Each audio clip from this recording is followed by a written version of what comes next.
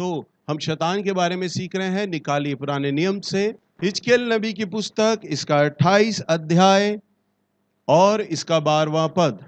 हे मनुष्य के संतान, सोर के राजा के विषय में विलाप का गीत बनाकर उससे कहे, परमेश्वर यहोवा यूं कहता है, तू तो उत्तम से भी उत्तम है। हाँ, तू तो उत्तम से भी उत्तम है। तू बुद्धि से भरपूर और सर्वांग सुंदर है। हाँ, तू बुद्धि से भरपूर है और सर्वांग सुंदर, बहुत सुंदर है। तू परमेश्वर की अदन नामक बारी में भी था। तेरे पास आभूषण, माणिक, पदराग, हीरा, फिरोजा, सुलेमानी मणि, यशब, नीलमणि, मरकत और लाल सब भांति के मणि और सोने के पहरावे थे। तेरे डफ और बांसुलियां तुझी में बनाई गई थी। जिस दिन तू सिरजा गया था, उस दिन वे भी तैयार की गई थी। बस, हालेलुया। यहाँ पर परमेश्वर का वचन बताता है कि शैतान, मैं फिर से आपको बता देता हूँ, वैसे तो मैंने पिछले सप्ताहों में बताया था, ये वचन भी पढ़कर बताया था, परंतु आप में से बहुत लोग पहली बार सुन रहे, तो हल्का सा आपको बता दूं। जो शैतान था वो परमेश्वर का एक महत्वपूर्ण स्वर्गदूत था और उसका नाम लूसीफर था। तो उसके बारे में इस समय हम पढ़ा जा रहा है, लिखा है कि उसके जो आभूषण थे, परमेश्वर ने उसे सोने के कपड़े पहना रखे थे। आप सोचिए, किसी व्यक्ति का वस्त्र ऊपर से नीचे तक, गले से लेके हाथ पैर सोने से लिपटे हुए हों और बहुत आभूषण यानी हीरे जवाहरात, माणिक, प्रगराज, हीरा, फिरोज, सुलेमानी मणि, यशब, नील मणि, मरकत और लाल, सब भांति भांति के मणि, ये सब उसके शरीर पर परमेश्वर ने लगाए हुए थे। इतना खूबसूरत उसको बनाया हुआ था। अगर आप एक काल्पनिक चित्र बनाएं कि एक व्यक्ति है जो बहुत ज्यादा चमकदार है और सोने का पहरावा है, सोने के कपड़े पहने हुए हैं और पूरा गहनों से ये लदा हुआ है, उसका शरीर का कोई हिस्सा दिखाई नहीं दे रहा, सारे तरफ हीरे हीरे दिखाई दे रहे हैं, तो आप समझ सकते हैं कितना सुंदर, कितना खूबसूरत वो लग रहा होगा। परमेश्वर ने लूसीफर स्वर्गदूत को इतना सुंदर बनाया था, परंतु उसके दिमाग में परमेश्वर का विरोध आ गया। सो परमेश्वर ने उसे स्वर्ग से नीचे गिरा दिया और लिखा है, और डफ और बांसुलियां यानी बांसुरी और डफ तुझ में बनाए गए थे, तुझ में लगाए गए थे। बड़े से बड़ा संगीतकार, म्यूजिशियन, गाने वाला, बजाने वाला ये नहीं बता सकता कि म्यूजिक कब पैदा हुआ। हमारे परमेश्वर ने उसे उत्पन्न किया था लूसीफर स्वर्गदूत के पंखों में लगाकर। जब स्वर्ग में परमेश्वर के दूत परमेश्वर की आराधना किया करते थे, तब वो क्या करता था, अपने पंखों को हिलाया करता था और तब म्यूजिक उत्पन्न होता था और बहुत सुंदर म्यूजिक उसके पंखों के द्वारा बनाया हुआ था। और तब वो तब स्वर्गदूत गाते थे और उस समय वो अपने पंखों से म्यूजिक को बजाया करता था। एक सुंदर आराधना हुआ करते थे। हालेलुया। मैंने आपको यह भी बताया था कि किस प्रकार से स्वर्ग में लड़ाई हुई और मिकाईल स्वर्गदूत और उसके तमाम दूतों ने लड़कर उस शैतान पर जय पाया और उस लूसीफर को स्वर्ग से नीचे गिरा दिया गया। हालेलुया। यहां पर हम लूका की किताब में देखेंगे, इसका 10वां अध्याय, जहां पर प्रभु यीशु मसीह ने बोला है, लूका 10 इसका 18वां पद। उसने उनसे कहा, मैं शैतान को बिजली के समान स्वर्ग से गिरा हुआ देख रहा था। हाँ, मैं शैतान को कैसा देख रहा था? बिजली की नाई स्वर्ग से गिरता हुआ देख रहा था। हालेलुया। मैं स्वर्ग से उसे गिरता हुआ देख रहा था, बिजली की नाई, बहुत तेज, बहुत रफ्तार के साथ वो नीचे गिराया गया। पलक झपकते ही वो स्वर्ग से जमीन पर नीचे आ रहा था। और प्रभु यीशु मसीह कहते हैं, मैंने उसे देखा। यानी जो लूसीफर है वो गिराया हुआ स्वर्गदूत है, आज जिसे आप लोग शैतान के नाम से जानते हैं, साथ में वो अकेला नहीं गिराया गया, बल्कि वचन में लिखा है स्वर्ग का 1/3 भाग। कितना? 1/3 भाग उसके संग हो लिया था, उसके दूत उसके संग हो लिए थे। और वो सारे दूत 1/3 भाग परमेश्वर ने जिब्राइल को दे रखा था। 1/3 भाग स्वर्गदूतों का क्या काम होता है? जो सेवा करते, मैंने पिछली बार बताया था, संदेश वाहक स्वर्गदूत। 1/3 भाग परमेश्वर ने लूसीफर को दे रखा था। 1/3 भाग किसको मिला हुआ था? लूसीफर के पास। 1/3 भाग मिकाइल के पास। परमेश्वर ने 3 भागों में सारी श्रेणियों को बांटा हुआ था। और जितने भी आराधना और गाने बजाने वाले स्वर्गदूत थे ना, वो लूसीफर के साथ थे। और जब लूसीफर ने विरोध किया ना, तो परमेश्वर ने उसको और उसके सारे दूतों को क्या किया था? नीचे गिरा दिया गया था। हालेलुया। वो आराधना करते थे। क्या करते थे? आराधना। यानी लूसीफर पंखों से बजाया करता था और सारे स्वर्गदूत गाया करते थे। हालेलुया। आप विचार करें, जब प्रभु ने लूसीफर को निकाल बाहर किया और स्वर्गदूतों को बाहर कर दिया ना, जब मुझे कहते हुए अच्छा नहीं लगता, स्वर्ग सूना हो गया। अब स्वर्ग में संगीत नहीं था, क्योंकि संगीत तो परमेश्वर ने लूसीफर को दे दिया था, उसके पंखों में दे दिया था। अच्छे गाने वाले तमाम स्वर्गदूत लूसीफर के संग थे और वो नीचे गिरा दिए गए। आप विचार करें, अगर कभी मेरी क्वायर का एक भी व्यक्ति यहां ना आए गाने के लिए, संजय बजाने के लिए ना आए, और यहां पे लड़के बजाने के लिए ना आए, और मैं चर्च आ जाऊं वचन प्रचार करने के लिए, और एक बार हुआ भी ऐसे ही था, सुबह का समय था, मेरा मन बड़ा खेदित हुआ था, दुखी हुआ था, बहुत गुस्सा आया था कि क्वायर का एक भी व्यक्ति नहीं।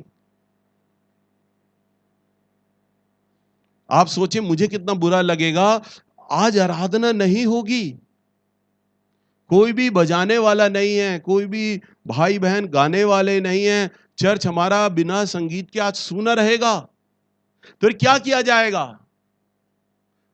आराधना तो करनी है, आराधना तो करनी है, फिर हम क्या कहेंगे? हम गीत तो गाएंगे, परंतु उसमें संगीत नहीं होगा। बाइबल में कहीं नहीं लिखा कि स्वर्गदूत बजा रहे हैं, सिर्फ गा रहे हैं। सुना, स्वर्ग सूना हो गया, खाली हो गया संगीत से। हम वचन में 1-2 पदों को देखेंगे। निकालिए लूका की किताब और इसका 2 अध्याय और इसका 13वां पद। जब प्रभु यीशु मसीह का जन्म हुआ, तब वचन में इस प्रकार से लिखा है, लूका 2:13।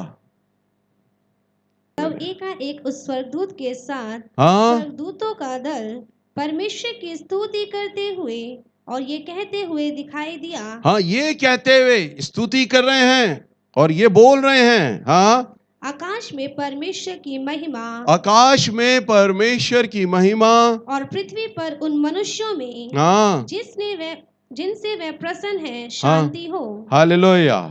बस ये बोल रहे हैं, यही आराधना है उनकी, यही गाया जा रहा है। प्रकाशित वाक्य की किताब, इसका 4 अध्याय और इसका 8वां पद।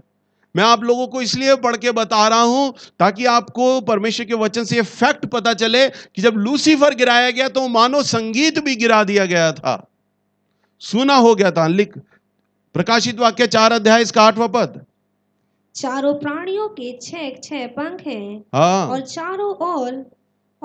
चारों ओर और भीतर आंखें ही आंखें हैं, और वे रात दिन बिना विश्राम लिए ये कहते रहते हैं, हाँ, पवित्र पवित्र पवित्र, हाँ, प्रभु परमेश्वर, हाँ, सर्वशक्तिमान, हाँ, जो था, हाँ, और जो है, हाँ, और जो आने वाला है। हाँ, बस हालेलुया। इसी का 5 अध्याय, प्रकाशित वाक्य 5 अध्याय और इसका 12वां पद। देखो यहां पर सिर्फ स्वर्गदूत कह रहे हैं पवित्र पवित्र पवित्र, हाँ, और वे ऊंचे शब्द से कहते थे, हाँ, वध किया हुआ मेमना ही सामर्थ। हाँ, यहां पे ये नहीं लिखा कि वो बजा रहे हैं, ये गा रहे हैं, सिर्फ कह रहे हैं बस। हालेलुया।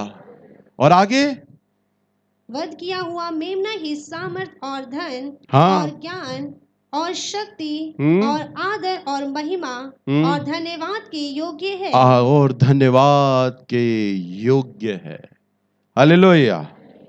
परमेश्वर का धन्यवाद हो कि इस प्रकार से ये सारी बातें हम देखते हैं कि स्वर्ग खाली हो गया। आज हमारा चर्च क्वायर जब आराधना करता है, जब कीबोर्ड बजता है, मुझे कहते हुए अच्छा नहीं लगता। आज स्वर्ग से मालूम है, मैंने पिछली बार बताया था कि परमेश्वर को आराधना बहुत प्रिय है, बताया था ना, क्योंकि स्वर्ग में सिर्फ इसी चीज की कमी रह गई, गाने वालों की और बजाने वालों की। और जब पृथ्वी पर वचन में लिखा है, प्रभु यीशु मसीह ने कहा, वह अपने लिए सच्चे आराधकों को ढूंढता है जो आत्मा और सच्चाई से उसकी आराधना करें, क्योंकि स्वर्ग वीरान हो गया अब आराधना के लिए। और परमेश्वर धरती पर निहारता है। उदाहरण के लिए, जब हमारा चर्च क्वायर जब गाता है तो परमेश्वर की निगाहें गाने वालों पर और बजाने वालों पर आकर टिक जाती हैं। हालेलुया। प्रभु के लिए तालियां नहीं बजाएंगे? सोचे, आराधना इतना प्रमुख भाग है, इतना प्रमुख हिस्सा है कि हम स्वर्ग को गाकर उसे आकर्षित कर लेते हैं, क्योंकि परमेश्वर ने हमें धरती पर वो दे दिया है जो स्वर्ग में नहीं है। प्रभु का मन चाहा पसंदीदा दाऊद था। प्रभु ने कहा, ये मेरे मन अनुसार है। मालूम है क्यों? क्योंकि दाऊद ने पहली बार वाद्य यंत्र बनाया था, वीणा। जब वो बजाया करता था तो लिखा है, शाऊल में दुष्टात्मा होता था, और जब वो बजाता था ना तो शाऊल में से दुष्टात्मा निकल जाता था, क्योंकि जब वो बजाता था ना तो स्वर्ग उतर आता था उसकी वीणा पर।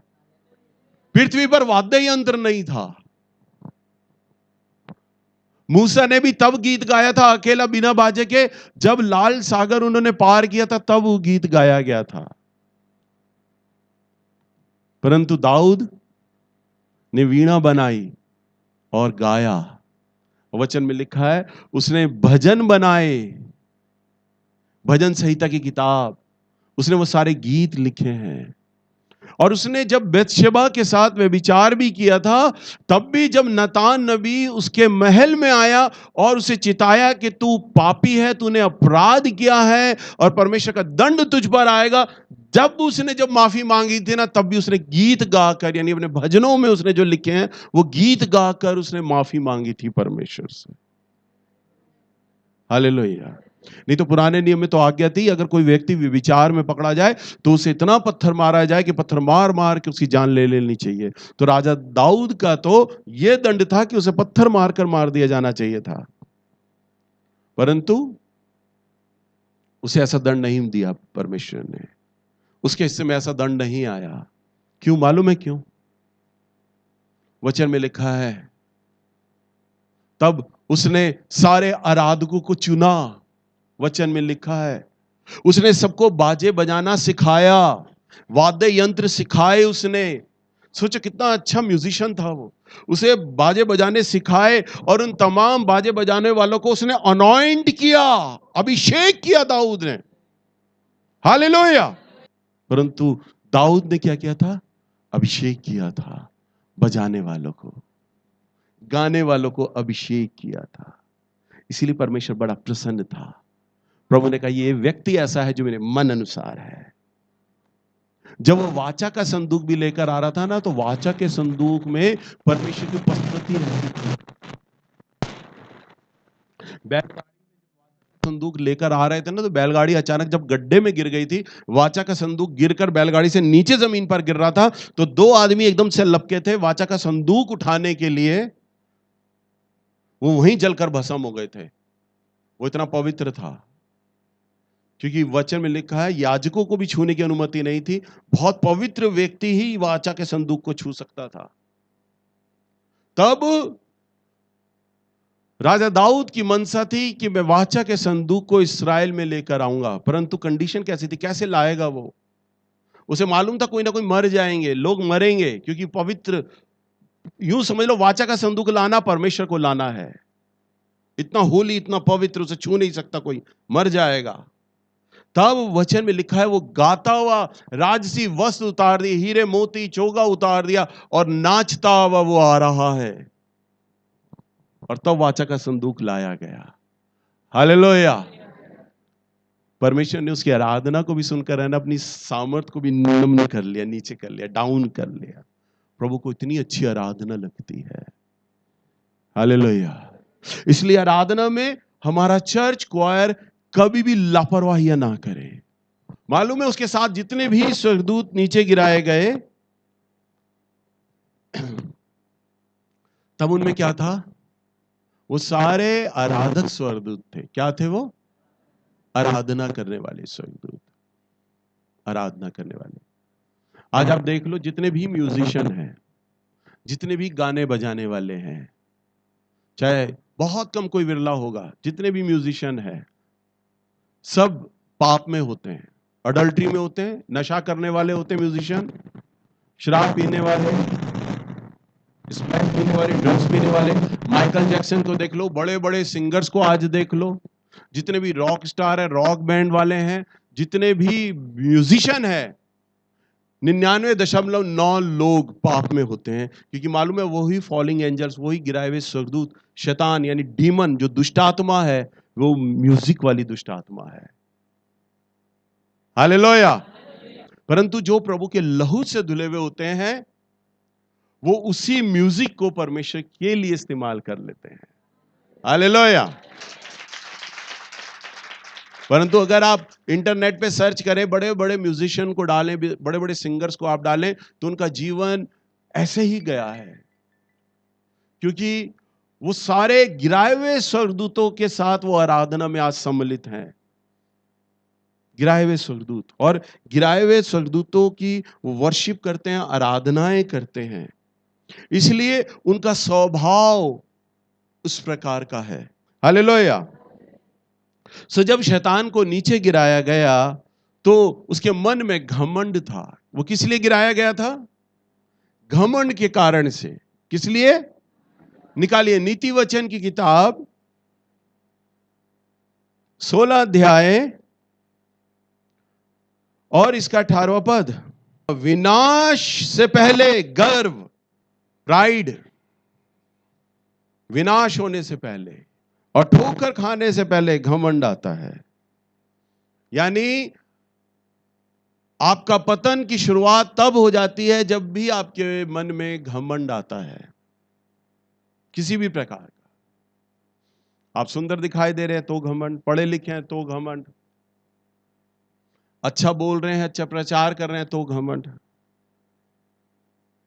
मैं सच्ची बात बता रहा हूं, सच सच कहता हूं। मैं जब भी प्रभु के साथ बैठता हूं, प्रभु ने मुझे थोड़ा वरदान ऐसा दिया है, मेरे हाथ में माइक दे दो, मैं वचन प्रचार कर दूंगा। बाइबल का कोई भी पद हो, मैं बोलना शुरू कर देता हूं। मैं प्रभु की आत्मा ने मुझे बहुत कुछ सिखाया है, परंतु ये सारा आदर, सारी महिमा मैं अपने परमेश्वर को दे रहा हूं। परमेश्वर ने सिखाया, मैंने, मेरी बुद्धि नहीं है।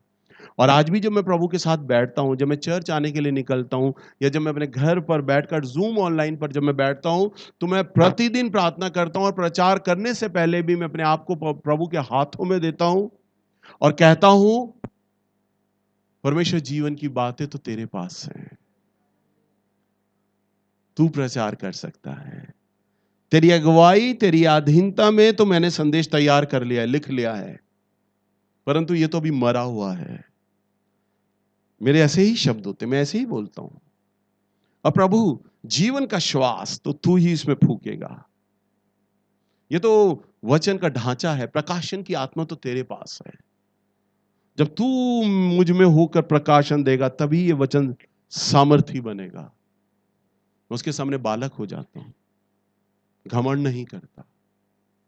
और जिस दिन मैं घमंड करूंगा, प्रभु मुझे प्रकाशन नहीं देंगे, प्रकाशन नहीं आएगा, तब मैं प्रभु को सारा आदर, सारी महिमा देता हूं। और परमेश्वर के स्वभाव है, जो चीज हम प्रभु को लौटाते हैं, परमेश्वर वो हमें लौटा देते हैं। अगर हम प्रभु को आदर और महिमा देते हैं बालक बनकर, तो प्रभु हमें आदर और महिमा देते हैं। हालेलुया। एक बार मेरे चर्च के एक लड़के ने मुझसे बोला, भैया मेरा एक दर्शन है। मैंने कहा क्या? सच्ची बात है, मेरा दर्शन है। मैंने कहा क्या? कह रहा मेरा दर्शन है सेलिब्रिटी वाला जीवन हो। मैं कार से उतरूं, लोग भागे मेरे पास फोटो खिंचाने के लिए, मेरे हाथों को चूमे, मुझे गले लगाएं, मुझसे मिलने के लिए तरसें, मुझसे बात करने के लिए तरसें, मेरे साथ फोटो खिंचाने के लिए तरसें। ऐसा जीवन चाहिए मुझे। ऐसा जीवन कैसे मिलेगा? प्रभु दे सकता है ऐसा जीवन? मैंने कहा दे सकता है। मैंने कहा यदि अपने जीवन को परमेश्वर के हाथों में देने के लिए तैयार है, अगर तू जीरो होगा तो मेरा परमेश्वर तुझे एक दिन यही जीवन दे देगा, सेलिब्रिटी के समान जीवन दे देगा। अगर तूने अपने आप को डाउन कर लिया, जीरो कर लिया। निकालिए नीति वचन की किताब, इसका 18 अध्याय और इसका 12वां पद। नाश होने से पहले, नाश होने से पहले मनुष्य के मन में घमंड, हाँ, मनुष्य के मन में क्या होता है? हाँ, और महिमा पाने से पहले नम्रता होती है। नम्रता होती है। अभी बताया ना मैंने आपको, हीरो होगा तो यानी घमंड है तो नाश होगा, और नम्रता होती है। सुनो, कई लोग दीन और नम्र एक सिमिलर कर देते हैं, एक ही चीज को कर देते हैं। दीनता होती है, दीन होने का अर्थ होता है परमेश्वर के आगे झुकना, परमेश्वर के आगे झुकना। दीन होने का अर्थ यह नहीं होता है कि आप घुटने के बल बैठ जाओ, हम तो झुक गए। शरीर नहीं झुकना चाहिए, तुम्हारा मन झुक जाना चाहिए पूरा परमेश्वर के आगे ईमानदारी से। और मनुष्य के सामने झुकना, उसे नम्रता कहते हैं। हालेलुया। मनुष्य के सामने झुकना, बोलिए मनुष्य के सामने। हालेलुया।